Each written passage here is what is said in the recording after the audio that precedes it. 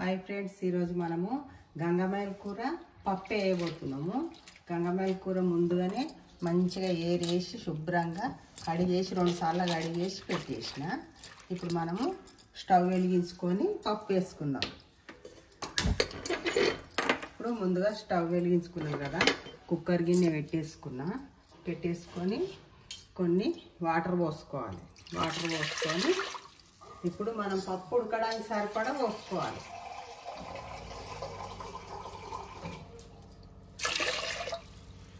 ఇప్పుడు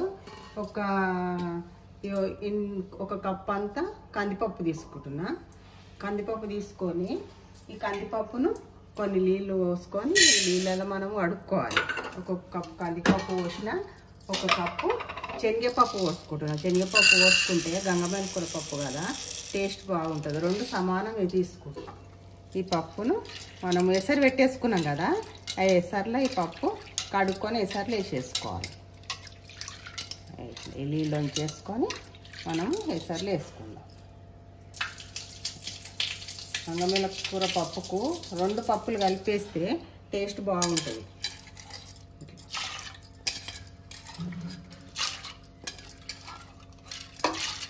కుక్కర్లు వేసుకుంటాం కదా, ఒక 2 విజిల్లు వస్తేనే పప్పు ఉడికిపోతుంది. 3 విజిల్లు పెడితే మనము పప్పు పూర్తిగా మెత్తగా అయిపోతుంది.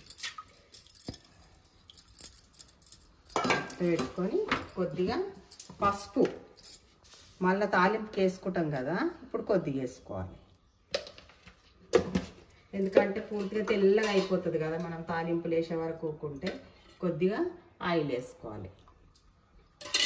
వేసుకొని ఇది కొద్దిగా ఉడికిన తర్వాత మనం కూర పెట్టేసుకుందాం. ఆలోపు ఒక విజిల్కు మూత పెట్టేద్దాం. ఇప్పుడు మూత పెట్టేసుకుందాం. కడిగిన కూరను ఇలా పెట్టేసుకుందాం, పప్పులో పెట్టేసుకోవాలి. మంచిగా కడిగేసి పెట్టినా ఈ కూరను ఇలా పెట్టి ఉడకబెట్టాలి.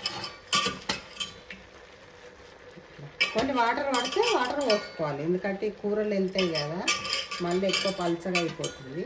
కొద్దిగా కూర ఉడికిన తర్వాత వాటర్ వేసుకుంటే మనకు అంజాది తెలిసిపోతుంది, లేకపోతే పప్పు పల్చగా అయితే బాగుంటుంది.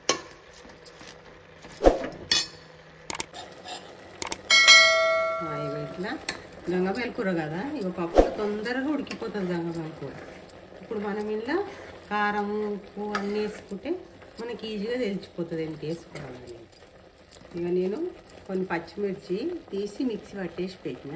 పచ్చిమిర్చి వేస్తే బాగుంటుంది.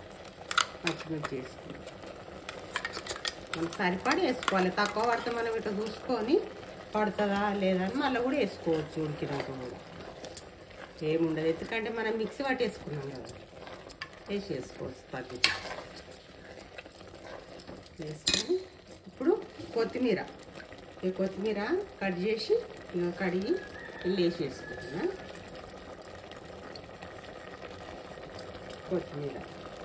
కొత్తిమీర ఇది ఉడికిన తర్వాత మనము తాలింపు పెట్టుకుందాం.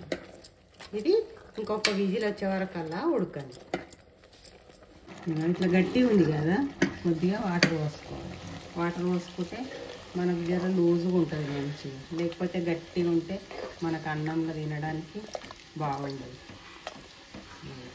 కొద్దిగా ఇదైనాక మనము రుద్దుకుందాం. పండు నానబెట్టేసి మనము అది ఉడికిన తర్వాత ఇక కొద్దిగా ఇంత చింతపండును నానబెట్టేసుకున్నా. ఇది అది ఉడికిన తర్వాత మంచిగా పిసుక్కొని కొద్దిగా అలా పోసుకుందాం. ఈ చింతపండు రెక్కలు వేస్తే మనకు తింటుంటే మధ్యలో వస్తుంటే అదొక చిరాకు. ఇప్పుడు ఆ నానబెట్టిన చింతపండు ఉంది కదా, ఇది మంచిగా విసికేసుకొని పప్పులో పోసుకోవాలి. పప్పులో పోసుకుంటే మనకు కొద్దిగా పులుపు బాగుంటుంది. చింతకాయ ఉన్నా కానీ చింతకాయ కూడా విసుకు పోసుకోవచ్చు, ఇంకా టేస్ట్ బాగుంటుంది.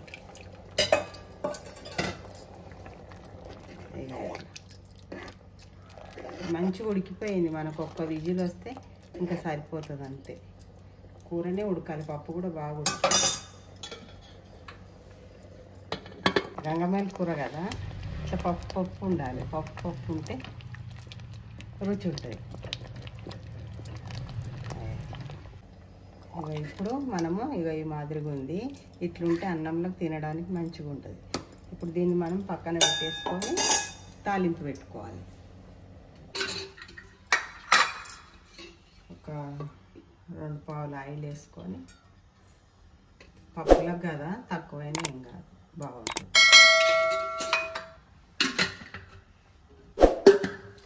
ఆయిల్ కొద్దిగా వేడి కాగానే కొద్దిగా ఇంగు వేసుకోవాలి. కొద్దిగా ఇంగు వేసుకొని, ఇవి ఉన్నాయి కదా పోపు దినుసులు, జీలకర్ర, దానికి సరిపడా జీలకర్ర వేసుకోవాలి. జీలకర్ర వేసుకొని కొద్దిగా ఆవాలు, కొద్దిగా ఆవాలు వేసుకొని, కొన్ని ఎండు మిరపకాయలు ఒక 2-3 తుంచేసి పెట్టిన ఎండు మిరపకాయలు వేసుకొని కల్లిమాకు వేసుకోవాలి. కల్లిమాకు అందుకే నేను చిన్న కల్లిమాకు వేసేసుకుంటున్నాను. ఇప్పుడు ఈ అల్లం వెల్లుల్లి పేస్ట్ వేసినాం కదా, ఇది కొద్దిగా పచ్చివాసన అయ్యేదాకా నూనెలో వేయించుకోవాలి.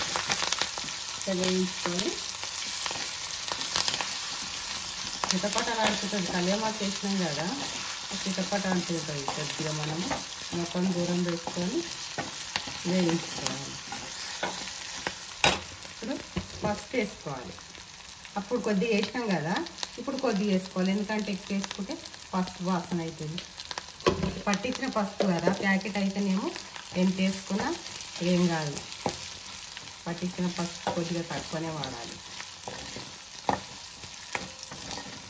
ఇప్పుడు తాలింపు పెట్టేసుకోవాలి. స్టవ్ బంద్ చేసుకొని పప్పులంతా వేరుకూర పప్పు కమ్మగా రెడీ అయిపోయింది.